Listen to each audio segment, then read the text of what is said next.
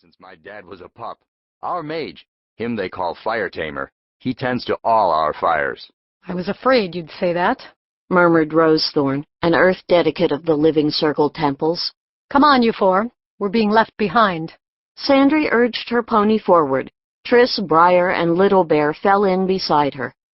Daja stayed where she was for a moment, her troubled dark eyes still on the blazes. How could anything as wonderful as fire look so menacing, she wondered. She worked with it every day. It was her friend.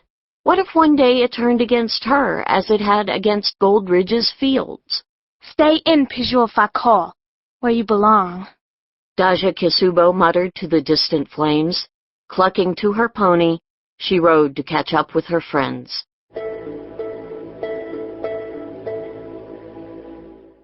The next day, Daja entered a small local smithy loaded down with tools. She dropped everything beside the rough anvil, then realized that the staff she always carried had fallen to the ground as well.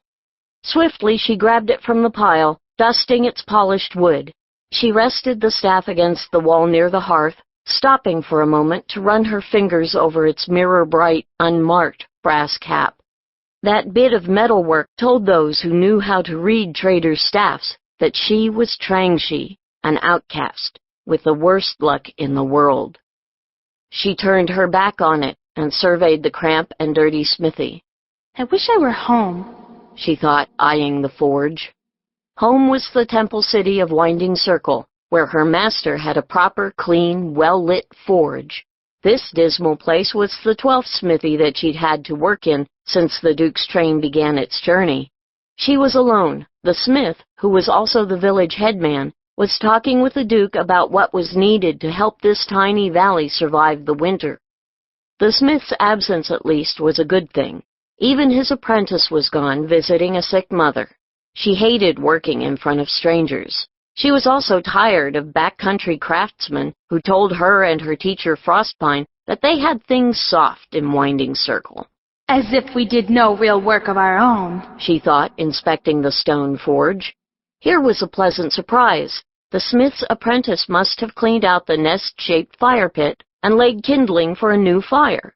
He'd left her that much less work. Looking at the kindling, she reached deep inside her to find her magic.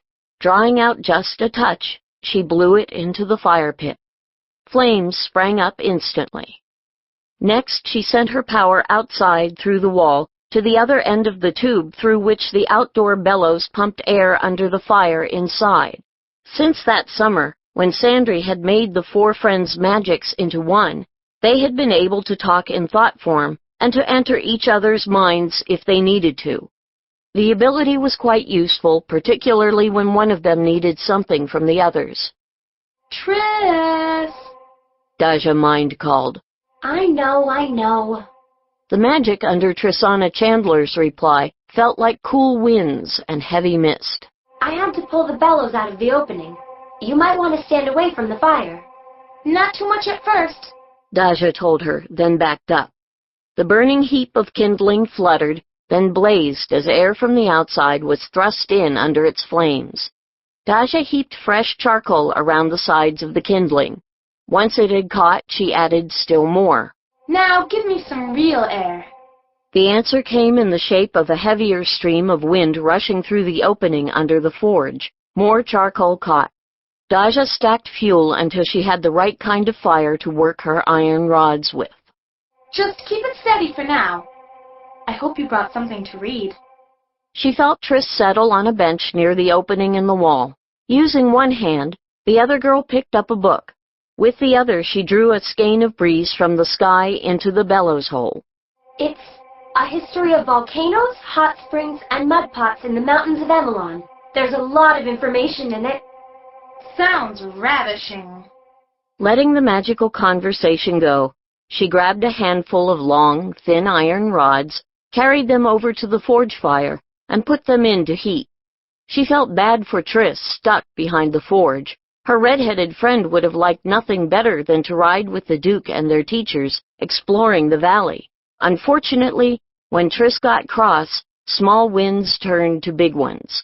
No one wanted her anywhere near the grass fires they had gone to inspect today.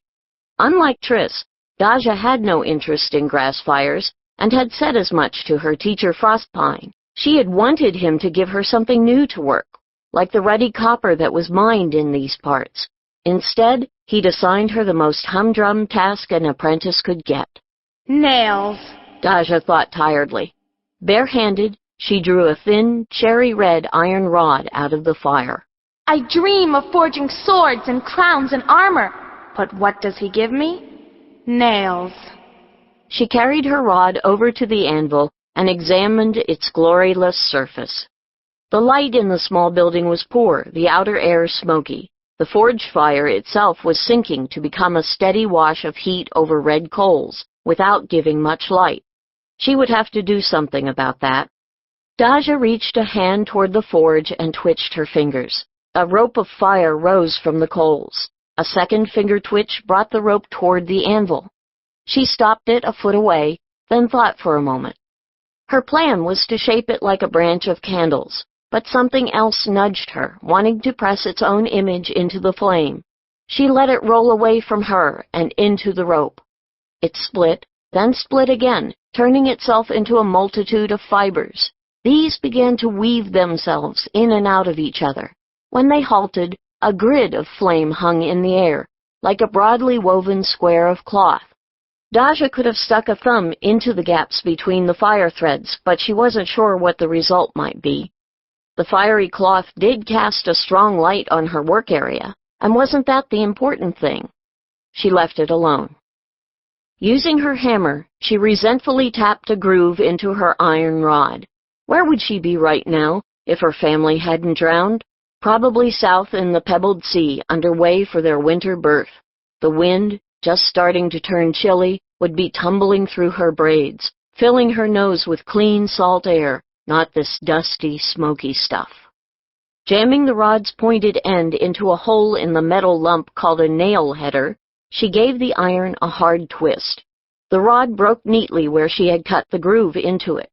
And our ship wouldn't have a cargo of these, she thought, putting the longer piece of rod aside.